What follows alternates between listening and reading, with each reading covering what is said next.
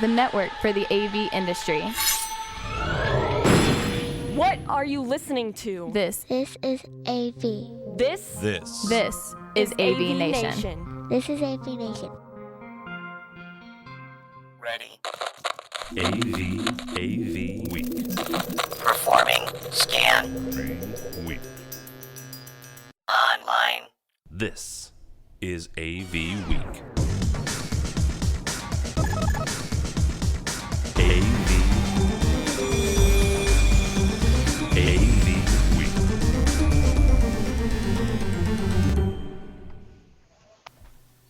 This is AV Week, episode 193. Musk recycles sexy back. Recorded May 1st, 2015. And welcome to another edition of AV Week, your source for news and information in the AV integration world. I'm your host, George Tucker. It's obvious I'm not Tim Albright. He is away today, so we are running the show. We'll see what happens. Joining me today on a very special show where we're going to start a new segment is, of course, Chris Neto. How are you, sir? Doing well, man. How are you? How's everything? All right. A little bit of a panic today. It's a busy season for everybody, it seems. So all the world's crazy, it seems, at this time of the year. And it all congregates on New York and New Jersey. It does indeed. They don't say it's the center of the world for nothing with that little New York Times cover, I'm telling you. Also joining us today is my good friend Andrew Wurshburn. How are you, sir? You are from Video Installation Plus out of Hartsdale. I'm doing well, George, and you almost got my name right that time. I'm well known for not being able to do it. I can do calculus, I can do mathematical equations, ask me to say somebody's name. Nobody gets my name right. It's all good. Well, good. I'm amongst good company. Andrew's also only a stone's throw from me, and I still couldn't make it to his house yesterday to talk about some stuff because the GW bridge was, well, expletive deleted. Was the GW bridge. Yeah. Lordy, I tell you. And joining us, of course, for the first time today, whose name I have practiced, is Andrea Medeiros. She is editor at Tech HomeBuilder. Yes. Welcome to the show. Thank you so much for having me. All right, and Andrea is here also for a new segment, as I mentioned. We'll do that at the end, and we'll have some exciting stuff on that. All right, to our first story. Andrew, from the people at Engadget. First utility tempts new customers with free smart thermostats. So my question to you is this what we've been fearing, the sort of the utilities coming in and trying to be integrators? I don't know if it's that or if it's just everybody is trying to get a smart thermostat in there. Everybody's thinking green and trying to get energy savings down and do better. I know that a lot of the companies that have tried to come in and be integrators have failed miserably and canceled. I see it as just yet another smart thermostat. There's only, about a Brazilian of them on the market now, and just another one that's coming in and another utility that's like here, instead of using the typical dumb thermostat that we've had forever, here's one that hooks up to your smartphone and they'll probably monitor the data or something somehow. Well, it's all about data, right? And we'll get to that in a little bit. Chris, to that point, though, the security companies were very not happy with installation integration guys because they started to lose sales to the keypads. So they don't make money, right, just on the services and the fees, but the installation and the added keypads and other wall warts that they want to put up. We took that away from them in some ways, and they were not too happy about it. I'll ask the question again to you. Do you think we are potentially facing that? When it comes to this particular article, no. I mean, you're talking about what Andrew just referred to as, it's this Me Too attitude that's going on where, if XYZ company offer you the free thermostat, well, I'm going to offer you one and it's going to be connected to your smartphone. And that makes you high-tech. How does that feel, Mr. Customer? You want to be high-tech, you need one of these high-tech things. I mean, everybody wants to do that. Everybody wants an app that does that. You know what I'm saying? So the idea that you could just take this off-the-shelf product, bring it into a home, and call that integration, that's BS, first. Second of all, that is just, it's sort of going down the road of where the media is taking this. All the information that's coming out of all the electronic shows, oh my God, smart homes are here. Smart homes are a thing of the future. It's the way of the future, and everybody wants to get in on it because that's all they see getting pelted, in their feeds. If they do any type of technology work, that's all they hear about. So, this is just a knee-jerk reaction to here is your free blender, except we've advanced that now to here's your free smart home, starter kit. I don't think integrators have anything to worry about because, again, that is a device that sits on a countertop and is basically just feeding and giving metrics back to a company that's found a way to do it, make it seem cool to the customer, through a thermostat. I do not feel that it's, in any way, shape, or form ever going to replace the guy who's going to come in and completely integrate the house for a bigger system or a bigger plan in place. That little thing sitting there is not the be-all, end-all. So integrators, don't worry. Well, Andrew, let me bring this back to you for just a moment before we Sure. get to Andrea. What about the idea that a lot of these products are rebranded from, say, Nest or other guys? So does the question of it being somewhat of a Trojan horse still sound somewhat valid in this case, or is Chris right? It really is just a plaything that will go and have a very minor place in the market.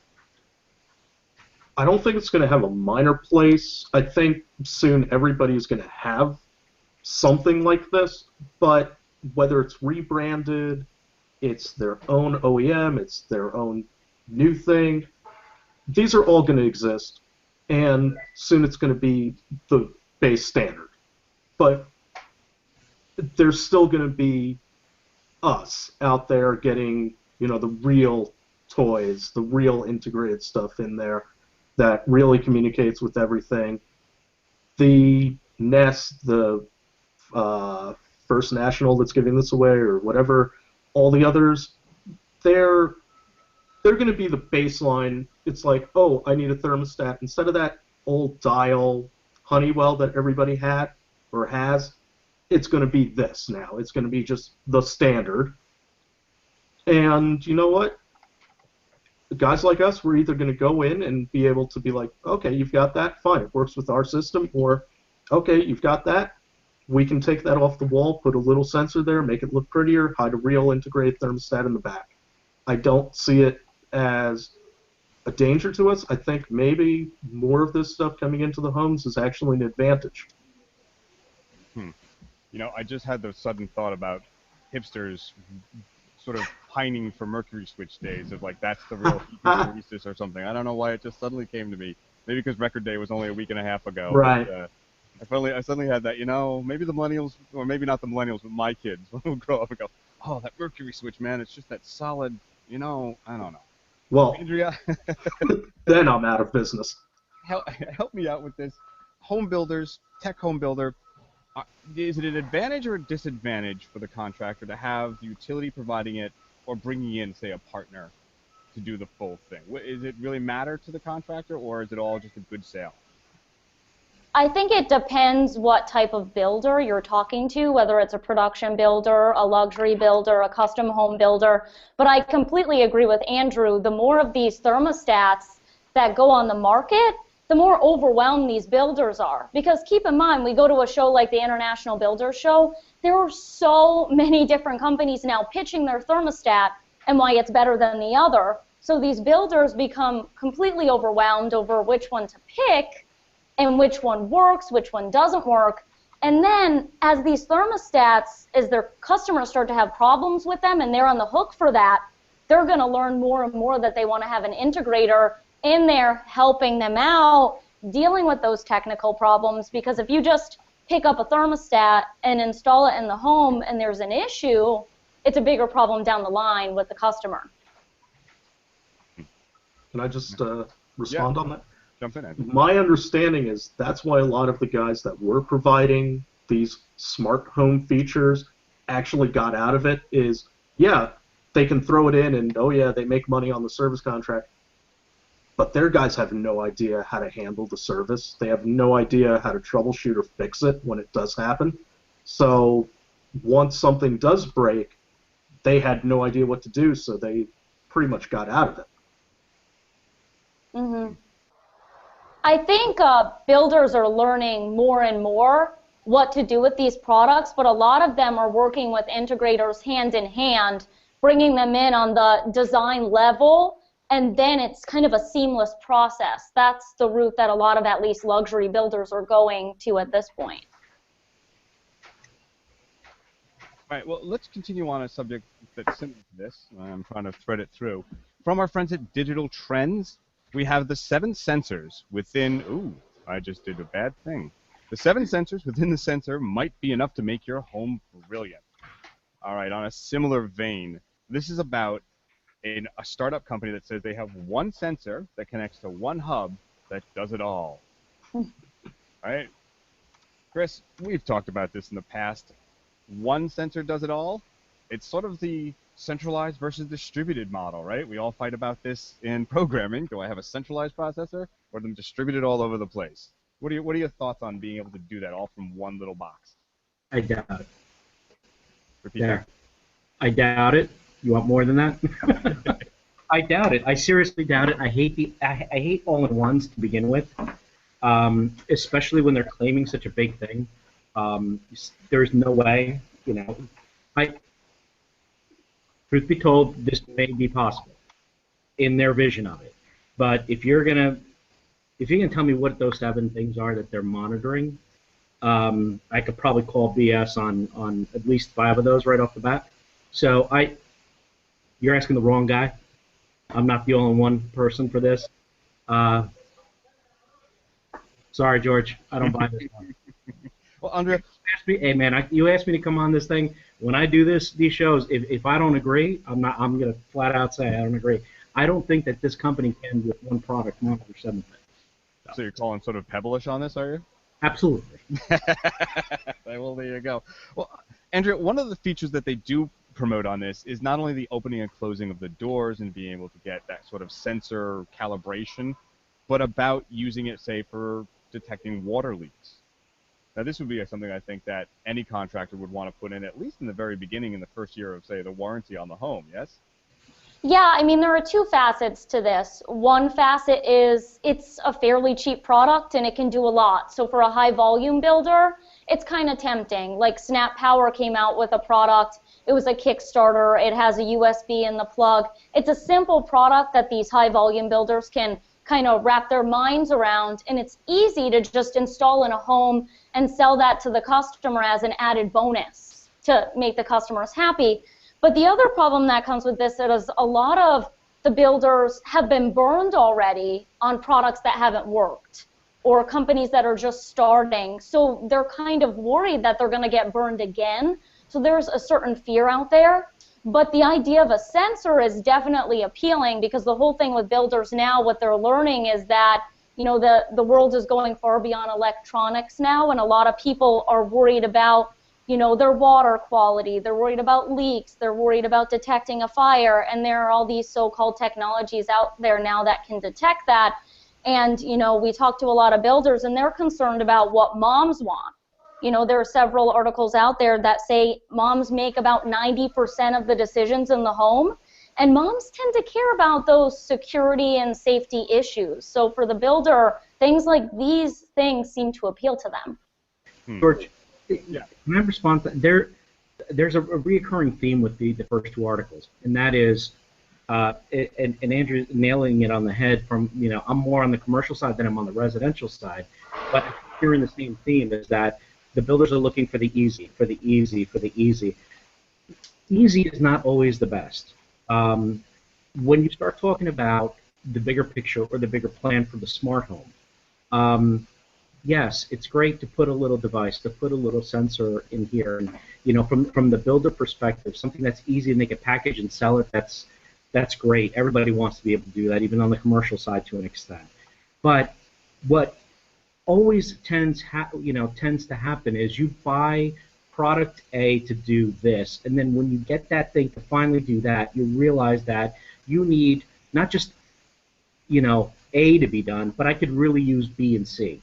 And that's where the integration of what we do comes into play, because most of the stuff that I work with or that we work with on the commercial side is not necessarily going to just do flavor A and that's it, and you can't do anything else. There's always an addition or more of a, obviously because they call it custom integration, there's a customized piece to it that we can add. And I think that's where the line is being drawn with builders, is that builders want to buy this product, put it in, stamp it with a, here's your package price. If you want the next level, here's another package price. So you're either going to buy something that is like, and I'm just throwing numbers out, you're going to buy something that's $2,000 or you're going to buy something that's $10,000. And there's no in between, and then you're going to find out with the $10,000 one that it still doesn't do what you want because they're limited.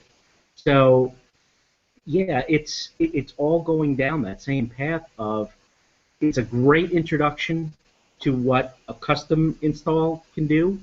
It's great on our, to an extent. It's great for integrators and custom home guys on the technology side. It's a great introductory piece to it. I mean, if you know the Nest, great. It does X, Y, Z. But if you knew what the next step was, you probably want that more than the Nest. And yes, we could put it on your phone and your tablet. It's just that's the talking piece that will lead to the next. And it's almost as if they have to take this, have it installed, let it fail, like I've seen in homes that have custom audio built into their house. The builders were going out and buying, speakers and these, kits for whole house audio, and then the homeowner would come in and it didn't sound right, or it didn't have enough bass, or it wasn't the fidelity that they were looking for. So yeah, it's the same story. The intercoms, the whole house audio that we've been dealing with for years. That's sort of just right now not even brought up in conversations because it's not sexy enough at this point. Now it has to be smart. Those things were failures too, and that led to people coming in and putting in the better sound systems, the audio systems. It could have led to home theater media rooms because that whole thing. So that's my take on it. Let me let Andrea respond here, because Andrea, I think your phrase "simple" is more than just what the word it denotes. Of course. And when you think about builders, there are so many different types of builders, and keep in mind, there are millennials buying their starter $200,000 homes, and they want tech. So some of these ideas are good for a builder like that, who wants to put some tech in that $200,000 home when you can't put in, full home audio and all of the things that can be integrated in. That's where I think these tools are really good for the builder. Andrew, let me ask you this then. Is it more of a case that the builders see, and as Andrea explained, and then also qualified, that some builders may see that simple as very straightforward? It comes off a shelf, I put it in, you click it, it's done. Is there perhaps something in our integration community in relationships with builders, somewhat like us explaining 4K? We're not really explaining it simply enough. It's complicated a business to do, but perhaps we need to do a better job of making infographics on it to explain the process and whet the appetite? Well, let me explain this product to you simply, George. This does everything that a NAPCO security panel does. Everybody knows what an alarm system does. It monitors broken windows, checks your door, checks windows opening. You can get your water leak sensors in there. And the funny thing is, the product was developed because of the battery on the smoke detector going off, and now they developed a product where you put half a dozen of these in your home, all that will sound when the battery dies. I thought that was kind of funny.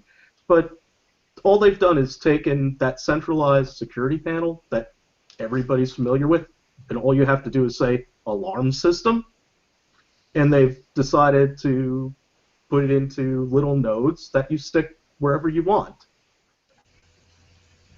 And I think builders and everybody are familiar with alarm system.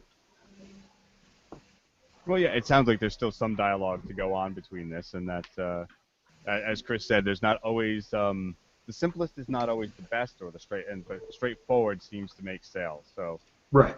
we can move it on to that. But there's another article that's related to this that I found this week. It is from the New York Times. It is Sensor-Rich Data Scooping. Very interesting article about the macro side of finding this data. They're talking about GE and others trying to find data not just for your home, but in a global city, statewide sense. There were some articles about the building Internet of Things, the BIoT, a couple of months ago, how they're sort of looking to do data sharing and energy buying and that kind of thing using this very deep data. Chris, I'm going to start off with you. We are more and more, as integrators, getting into the HVAC, the energy monitoring. That's all really big selling points for getting that gear in there, in addition to making my lights pretty and having a nice keypad instead of a light switch. How well can we integrate into this, and do we want to? You mean the bigger picture of Yeah. the smart city? So, I mean, you do a number of commercial projects, right? Yes. So, from a commercial aspect, beyond doing the huddle rooms, the boardrooms, and sort of the overall, how are we doing with our energy, we can tap into this grid eventually. There's this deep data that you're now going to be part of, say, a buying group to understand and help maintain a good price for energy. Are we willing to do that, or is that something just too scary to conceive? Maybe right now in the AV world where I play, maybe that is a pie in the sky dream.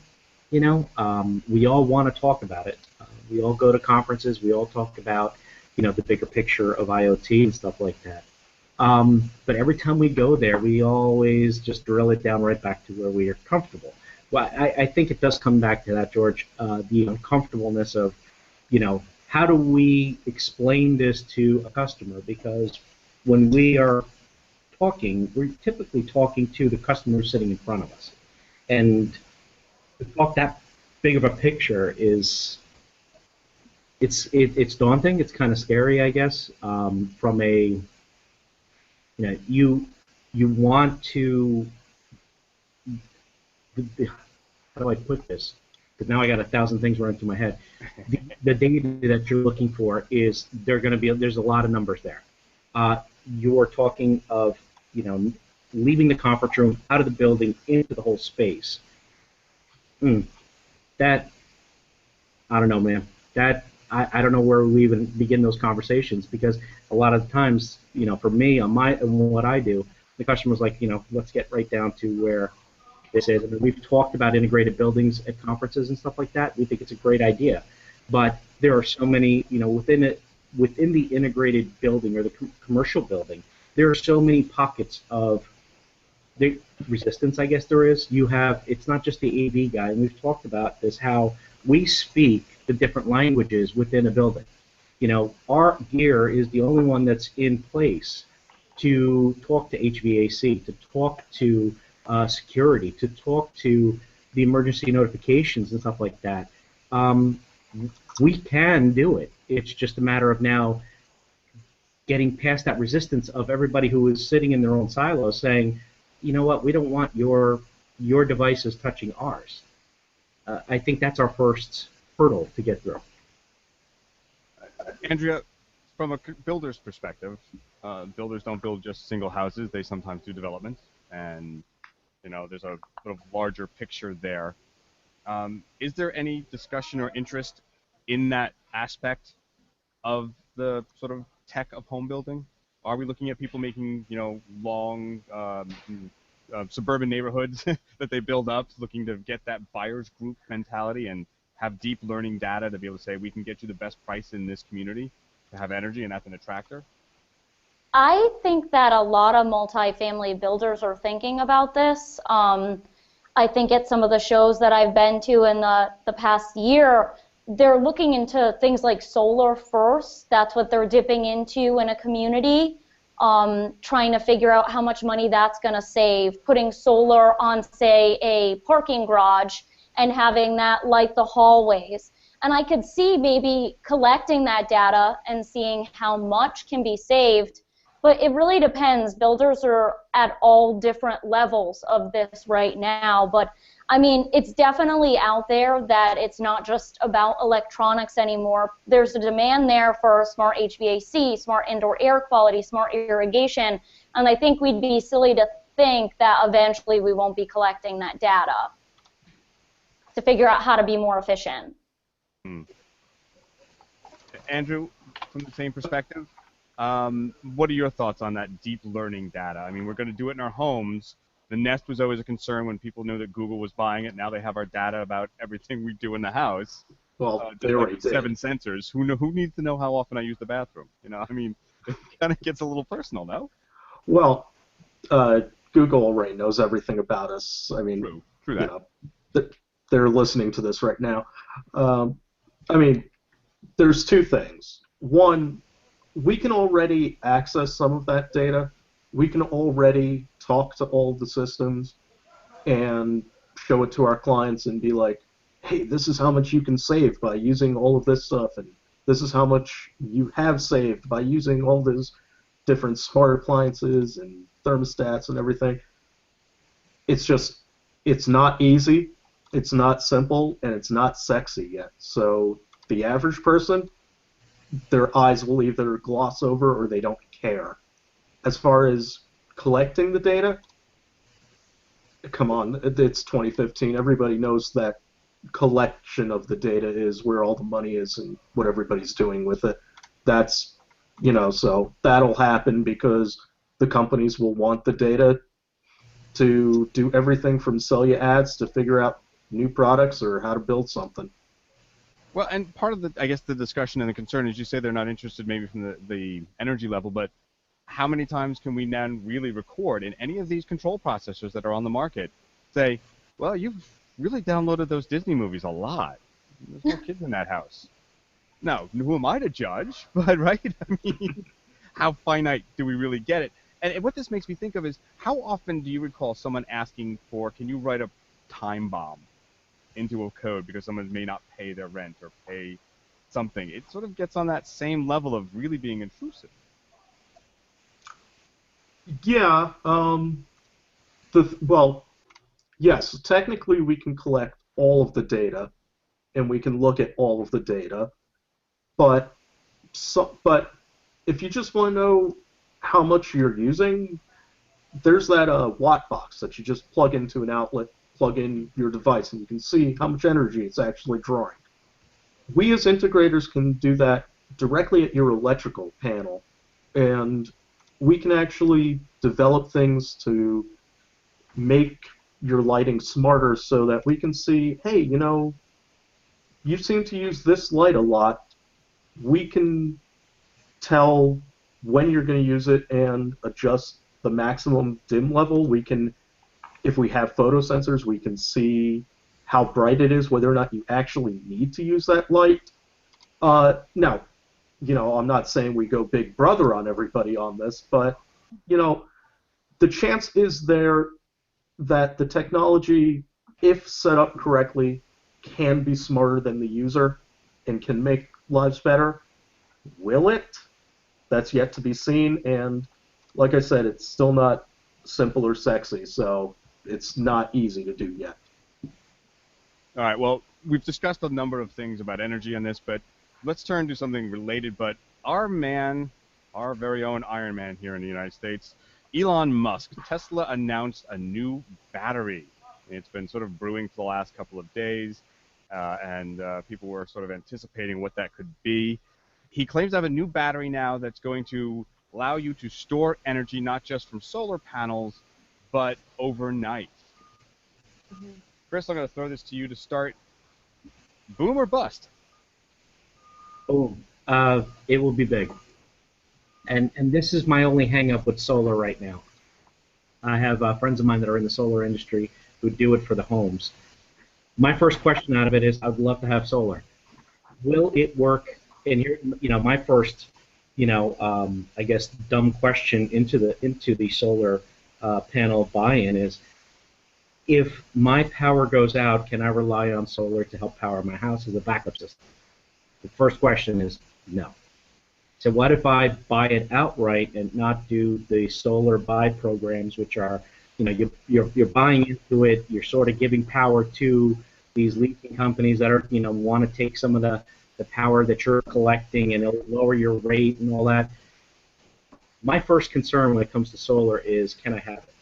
And can I use it when I need it in an emergency situation, such as Sandy or Irene, when we were out of power? I would love, there were bad days during Sandy, but man, it was nice and sunny right after Sandy. I wish I could have harnessed that. That would have been great. But no, and the primary reason is the battery technology is not there to do it. So if Mr. Tesla, the guy who can make the cars work right with an all-electric car, if he's saying he can do it, I'm not going to put it past him. Plus, he was an Iron Man, so come on. No. Exactly. Well, Andrea. But that's my thing, George. If I want to do solar, the first thing, the whole clean side and green side of what solar brings is, I would love that to be my backup system. Why can't I have free power? Why can't I just store it? And when I need it, boom, I at least got enough to keep my refrigerators going and, a light or two in my house going. That's all I'm asking for, but the battery technology hasn't been there. At least that's what my friends in the solar business are saying. You would need a room in the house filled with the existing batteries that are on the market today to power that, and they wouldn't be that great to begin with. So, right. Please improve the batteries. Well, Andrew, I'll throw this to you a little bit because we have often sold backup generators. They're usually diesel fueled. They're attractive to the home buyer for the reasons that Chris Neto said, but would this kind of battery technology actually be more attractive? Would clients see it as greener? I think at this point, the way the market is, they see it as sexy. Energy efficiency is sexy right now, and this product, I was surprised. It's called the Powerwall, I believe. They announced it last night. Yeah. We actually have a story on our website, techhomebuilder.com. So we were obviously very interested in this product ourselves, but it's not that expensive. It's around the $3,000 range, and it's also not that big. And of course, it's Tesla, so it looks good, and I just think it's a sexier product that's going to appeal to a lot of builders. A lot of builders who are starting to go the solar shingle route, they like things that look good. I really think this is going to be a big boom. And what about the fact that this may have the buy-in from the electric companies? Because it's talking a lot about, and their sales were talking about, off-peak demand surplus. So using your power stored to help the grid out when there's a peak power. I mean, maybe. Yeah. Maybe they'll be on board, but I mean, this is going in the direction of taking people off grid, so I'm not sure how on board they'll be. But yeah, they've been really good at marketing it. Yes, and the reason I asked that, though, is that because Walmart was involved, and they said that they were working with their local utilities to help in sort of a load shedding during peak hours, that they would use their battery backup power, and they're one of the sort of test beds that Tesla used. And it seems to me that we're either indicating that our utility grid is of substandard quality, or it's just overwhelmed by population growth, and or maybe both.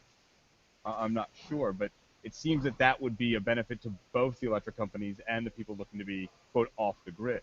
Maybe. I mean, I think there's, it's definite that our grid seems outdated. Our rates here in the Rhode Island, Massachusetts area went up over 20% this year. So that makes a product like this even more appealing in certain markets. Hey, George. Yeah. Just, speaking of the power grid, 60 Minutes recently did an episode regarding our country's infrastructure. Yeah. And that's one of our biggest ails right now, is that we have an old, copper wire infrastructure that's been in place since God knows how long, and they have done nothing for it. I mean, you remember the blackout that we had X amount of years ago, or 10, 12 years ago in New York City, where everything went out. They updated a few things. We're not talking about a major update to our grids and how the power is distributed, and updating those the distribution of it. I think there is an inherent problem as well, and there's money that's going to be needed to do that sort of stuff. And Andrew, I was going to throw this to you as well because Chris makes a good point. You and I both live in Westchester, considered both the single wealthiest and somewhat troubled county in the entire nation, if not at least the entire East Coast through Ohio. You live what I described yesterday to you when I was trying to find you in the deep woods of Westchester. Not quite the mountains. You've seen the brownouts. I've seen them. Do you have a backup system for your house, and would you tend to go this way because you can charge overnight and stuff like that? Well, I live in a co-op, so I don't have, But during Sandy, I used the UPS that my computer is usually on as my backup for recharging my phones and things, because I was actually without power for a week, and I wound up having to stay with my parents because they had power. But if I could get solar, I would get this battery. Oh yeah, this would be fantastic. And George, I don't know if you've seen it here in Westchester, but there's a new initiative where the towns are going to be able to negotiate for better energy rates. I forget exactly what it is. I know that my co-op is having a meeting Monday to actually discuss this, and I know that our town supervisor is talking about it, and anything that can aid us in lowering energy bills and getting more power into the grid is a good thing, because the grid everywhere is just bad here in America. And that blackout that we had about 10 years or so here in New York and these guys, that was like the smallest little thing that tripped in Ohio that cascaded, and that's what killed it. I thought it was Canada's fault. Wait a minute. There was up in Canada, right? Well, we blame it on Matt Scott. Exactly where I was going to now. Thank you very much. Okay. Like it's. I know it's always Canada, but let's be nice. But it was like something in Canada, like some small little thing, and then it cascaded to Ohio, and then it just blew out from there. And it was like the tiniest of things that broke. It's like as if one AA battery in your home destroyed your entire house. I mean, bad analogy, but I mean, that's really what it is. That's how bad our grid is. Solar is great. It's always there. The only problem is you need a battery that's built well to store the energy, because, unfortunately, the Earth moves and the sun doesn't always shine over you. So you need to store that energy for when the sun isn't producing the energy. These batteries, they look good. I think people are going to like them. They are really small. I think they're even smaller than an outboard AC unit that you see at homes. They're not that big. I think this is a winner. I think this is going to take off, and with Elon behind it, I think we got a good toy. And I think people do trust. Chris, there was also mention in the article about utilizing Tesla car batteries that were no longer powerful enough to drive the cars, but using them in these applications.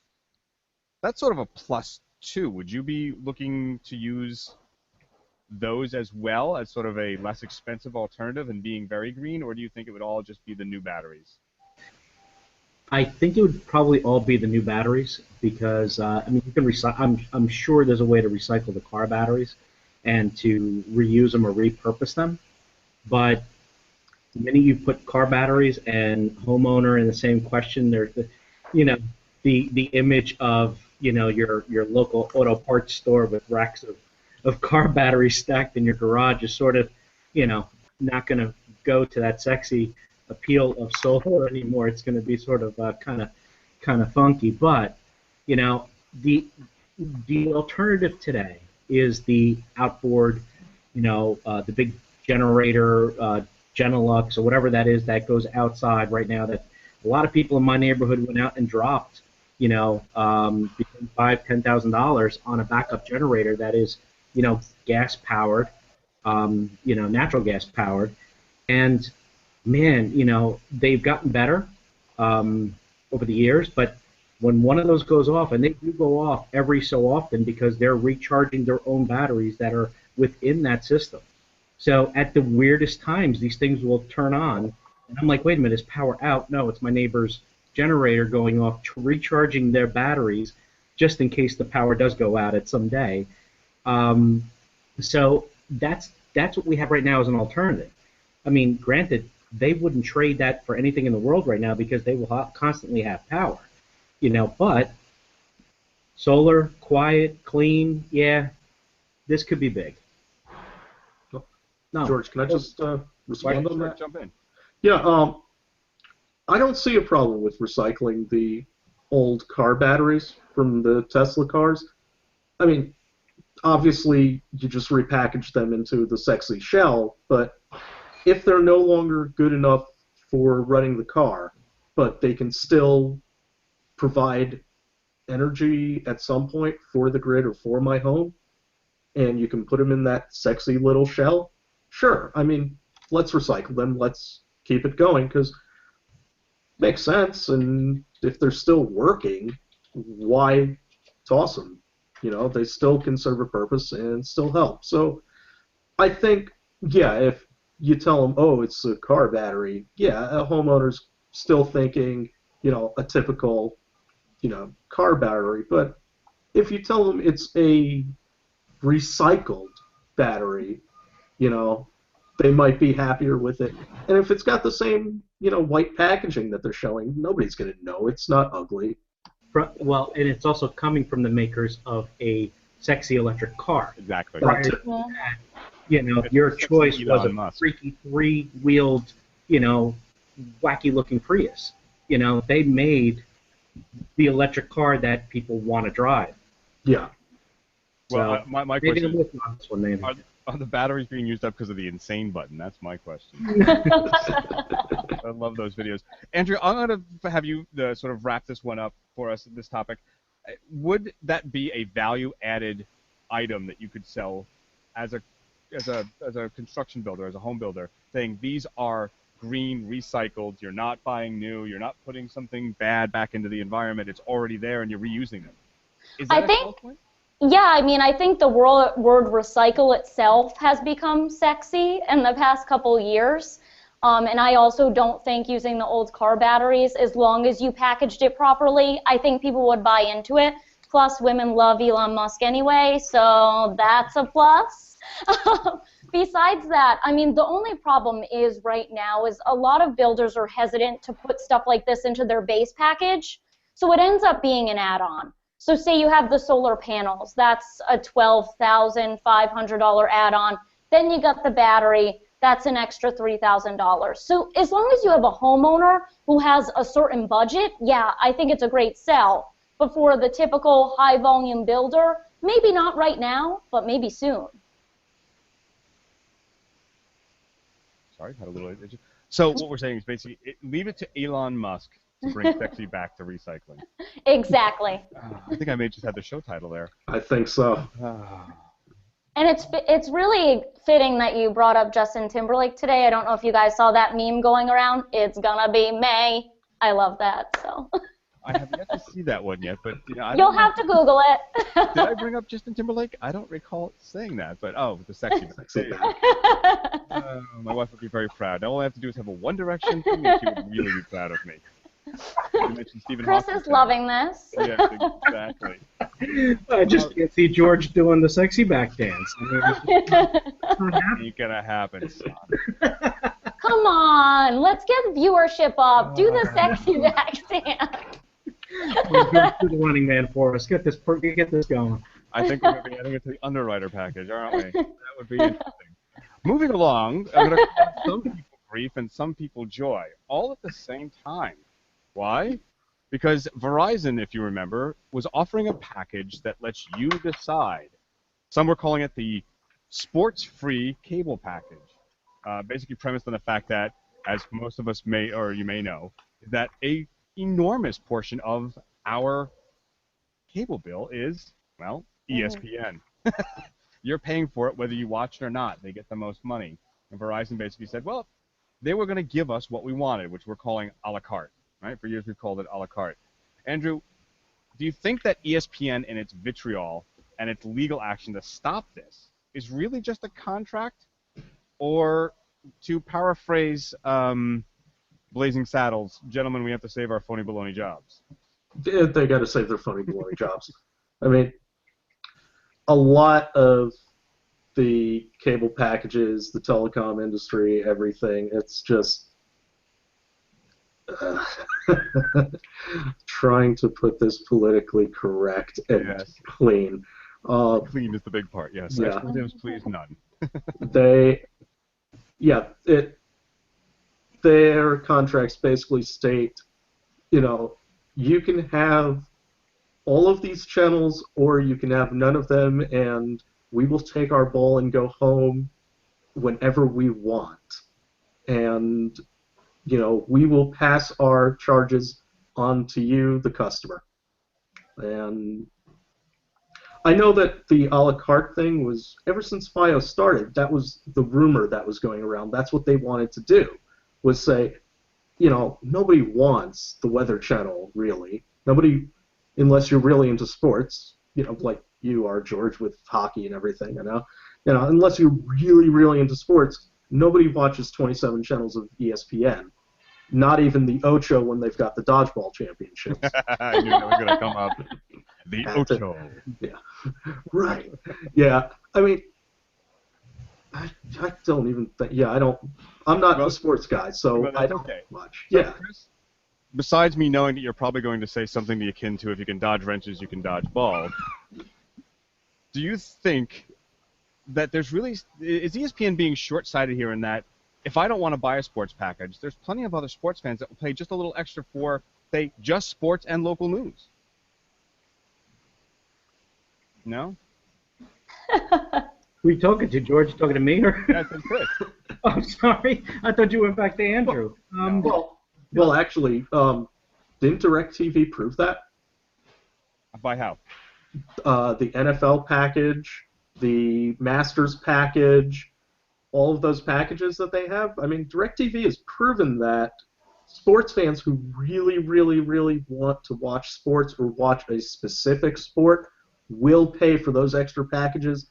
I've had clients who have gone insane because their DirecTV has gone out, and I've had to find a solution so that they can watch their football. Or I had 48 hours once to get some way for a client to watch the Masters coverage that DirecTV had a few years ago, because they were doing similar to the NFL coverage where it's 8 channels or something, and one master channel showing 8 different things at once. People who love the sports will pay for it and will go for it. So I think ESPN may be short-sighted and everything, and they don't care. They just want money, and that's it. The alternative Yes, go to Chris. The alternative to this is that you buy the season ticket to go see your favorite sports game. And that, unfortunately, is out of the reach for the average blue-collar person nowadays, where now you have PSL licenses, these personal seat licenses that you have to buy into. So before you even touch the actual price of a season ticket, you have to drop 10 grand on that seat, or 2 seats. I got a call about, getting season tickets because I am a football fan. I'm not going to say which team, but or who made this call. But my name came up in the lottery system and said, all right, you've been on the wait list. Do you want to buy tickets to this sports team's season tickets? I said, that'd be great. How much? Well, first, we have seats here, here, and here. And this one will cost you $3,000 a seat. This one will cost you $5,000, and then you can go for this one for $10,000. I said $10,000 for the year? Like, no, that's just for the license, and then you pay for the ticket. And then when it was all said and done, I dropped 20 grand because I wanted 2 seats next to each other. Okay? And they weren't even guaranteeing me that I can get the 2 seats next to each other. So yeah, get me DirecTV and $135 for the year, and I'll just watch whatever I want when I want. I'll rewind it. Yeah, the DirecTV thing works. As far as this article goes, with ESPN, this again is just another way for the man to stick it to us. This is just we move 2 steps forward and we take 5 steps back. We're getting there with the technology, with the broadband to we're there. Excuse me, we're not getting there, but you know, you can buy the packages even for your computer to watch anywhere, anytime, any place. I think what HBO did recently, where they're now offering their HBO Go, and you don't have to be an HBO subscriber. I think that's huge, in the sense that now I don't have to necessarily dive into a commitment with my cable provider anymore. With HBO, I can just buy it on this HBO Go idea. I use it when I want. I grab what I want out of it, whether it's Game of Thrones or reruns of The Sopranos or whatever that they're showing now, because I don't even have HBO anymore. But I like that idea. I love the idea of a la carte. But again, George, things that we love as the consumer is what they're going to take away from you, or they're going to charge you to the point where your nose is going to bleed. So there we go. Well, This bad move on ESPN's part. It's like you said. It's one of the reasons why, as a multi-year, as a season pass or season ticket holder with the New York Rangers, I no longer was one because of how expensive it was, and I couldn't afford to take myself, let alone any of my kids. Yes. And it's why I'm a cord cutter. I have no more subscriptions there because I just didn't want to pay for it. But something I do want to subscribe to, and I've really become fascinated with, of course, is Andrea at Tech Home Builder and Tech Home Builder's website itself. Andrea, you're here also not just as a very informative panelist, but to help us start off something we're calling the publications or periodical perspective. Sure. Something that we want to see. Specific periodicals will be on every show, different one each week of the month, to tell us what's really happening and what their readers are very interested in, or they're sort of really chattering about in that industry.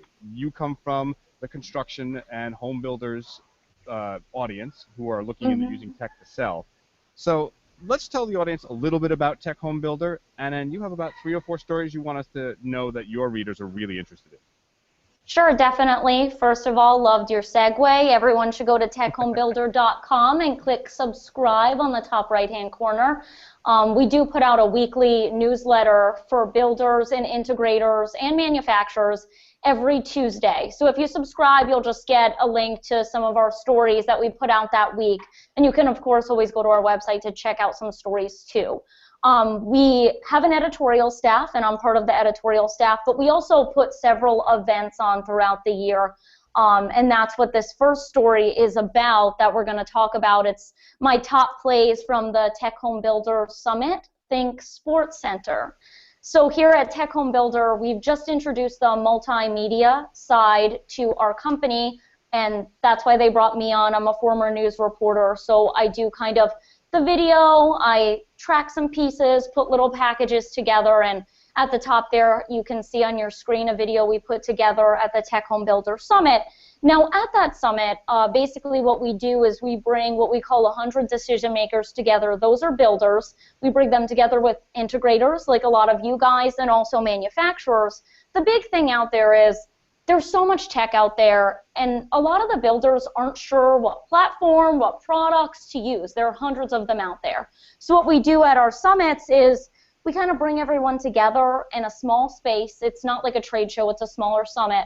So we talk to these builders. They get a lot of one-on-one time with integrators, with manufacturers, trying to figure out what's the best product, what's the best platform for them. And we also talk about a lot of ideas in the industry, like some things that came out during this event is millennials and boomers and how to tap into that market, and the personalization, which comes right off of what Verizon is doing. A lot of millennials want personalization. I think about 38% of millennials have tattoos. So they want their home, they want their technology, they want everything personalized. So some trends like that come out at our summits. Now on the editorial side, we write about a lot of these trends. We write about a lot of success stories. We had Lennar's Emily Frager redefining the role of the builder. We talked a little bit earlier about how these builders, they are for professionally installed products, a lot of them now, because they've been burned so many times, and they're on the hook for these products. So we talk about trends like that. Emily kind of talked about how builders can't rely on retail anymore. They have to get educated and become the retailer themselves. So we also have a story on our website about that. And now another kind of bucket, we call it, is an opportunity for you integrators out there to send us really cool projects that you're working on. I'm not sure if we can pull up the Arkansas American Dream Home. It's a really cool home that we showcased. It uses the Elon system, completely integrated home, really cool pictures, and we get a lot of hits on stories like that, a lot of clicks.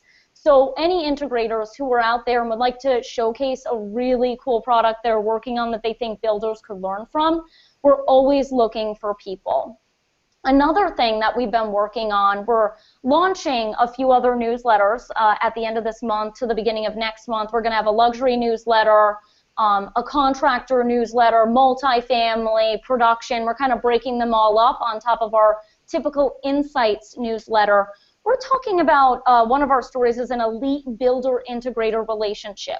So a lot of the builders we've talked to recently say that they've started to bring the integrator in earlier in the process, kind of in the design part of the process, because they find that that informs the consumer earlier on and they have less problems down the road. So we've done a couple different stories on that, and we also have a story coming out in the luxury newsletter. I don't have a link to this one, but it's called Building Bonds, Not Just Buildings, and it's about the trust that builders, integrators, architects, the trust that's built between them to kind of work with each other and satisfy the consumer. So we talk a lot about that sort of thing, and I can open it up for discussion if anyone has any questions. Well, first of all, I want to say that I was just schooled by a real pro on how to deliver content. That was just a thing of beauty. I'm a hack. So, gentlemen, any thoughts on this? I'm incredibly intrigued by the builder-integrator relationship thing. We've seen some programs like this from the manufacturing side, the AMX, Crestrons, and others in the world saying, hey, let's bring together dealers with people we know are in this circle. Andrew, you just got back from Crestron, a big meeting at Crestron. I forget what it was called, but it was the big party. They used to do this. What do you think about doing something like that, like being involved in, I don't want to say it's a buyer's group, but really getting in deep with the contractors and builders? Well, we are in with several architects and builders already, and we do a lot of work for a lot of big developers and things in the city where our market is. And the better the relationship with the builder or the architect or the designer, the better, because somebody needs a new sink, they call a plumber. Somebody has a problem with a light fixture, they call an electrician. Somebody needs a TV or a stereo, they go to Best Buy. It's hard at all levels, from the basic all the way up to what we do, for people to really understand that there is a specialist out there. So we try to work hard in our company with developers, builders, and designers and architects to form really good relationships so that we are brought in on projects. It's something that you have to do, because otherwise people don't really know about us, our industry, or what we do otherwise. And it's not the first thing on their mind when they think of TV or music or, anything.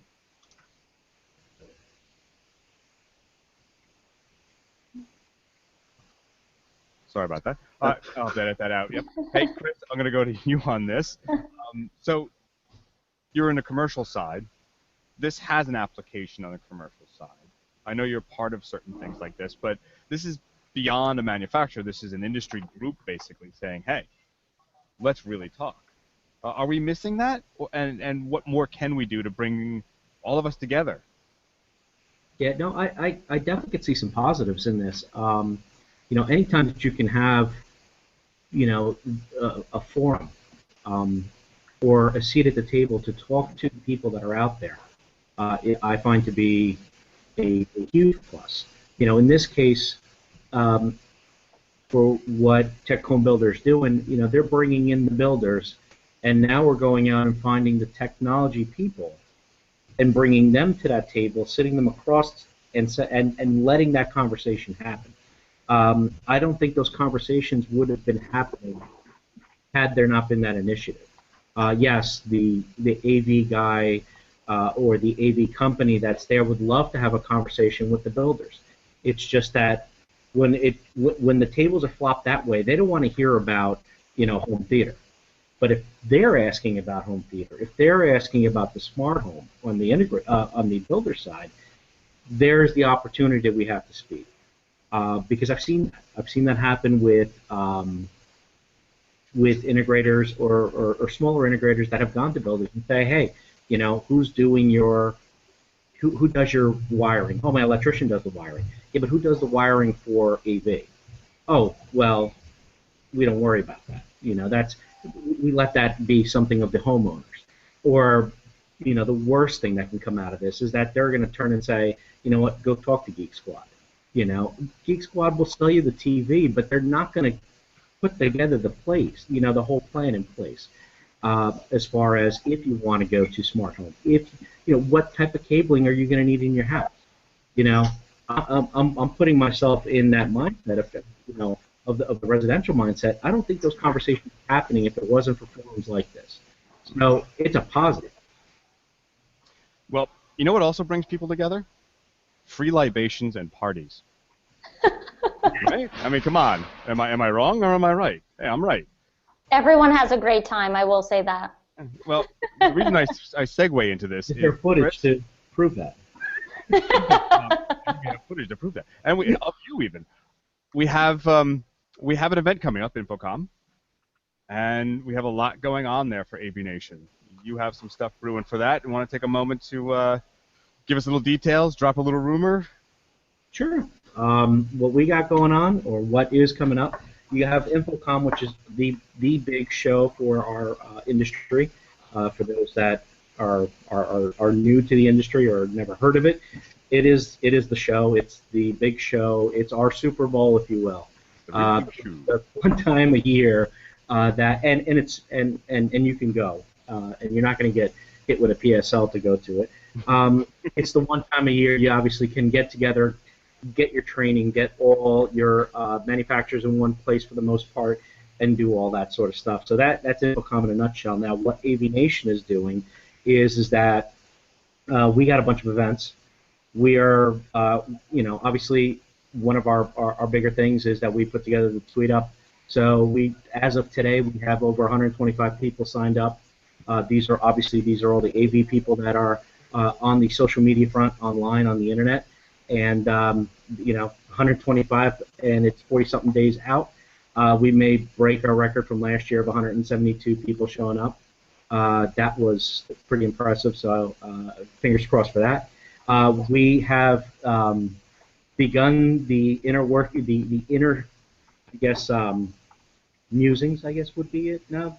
We're doing the AV selfie. How's that? Okay. Last year the AV selfie became popular. It was a good way for both the people that were attending the shows, the manufacturers that were at the shows, just to be, connect and be part of it. And then we take those pictures, drop them into the song. We've had conversations already with Phil Cordell, Mr. Hi-Fi, and we're definitely doing a brand new mix. We definitely have a new video coming out, and where that will be debuting, that's the big mystery, but those are definitely two big things that we got going on as far as AVNation goes. We have our hashtags game, which will be played throughout that week. And there's a few surprises that we have to keep under wraps for now for fear of, copycat laws and stuff like that. So we're just gonna try to keep those quiet for now. But 40 days out, this now starts our, this now starts our playoffs for the big game. So we're excited. We're getting our stuff together. Yes, indeed, and there'll be lots of shenanigans, and it's going to be a lot of fun as well. I can't wait to look forward to it. And I meant that the way I said it. But Chris, that was one Chris Netto. He is a consultant in the AV industry. What else, Chris? Where else can people find you, reach you, see things about you? You can find out about my company that I work for, which is AV Help Desk. We're a design consultant. We're based out of Boston, but I am the New York, New Jersey version or rep. My company's website is avhelpdesk.com. You can find me online. I'm on LinkedIn. Look up Christopher Netto. You'll find me there, or you can find me on Twitter for a good part of the day, if not night and 24/7. I'm usually reachable there, and that's at Chris_Neto. And you can find me with the fine gentlemen and ladies of AVNation anytime just by pinging the website. Cool. And also, it was a great pleasure to have on Andrew Worshburn. I'm going to massacre your name for the rest of my life. Yeah. I just can't say it. Worsh. I don't know. It makes me think I'm in Arkansas. I don't know. Me.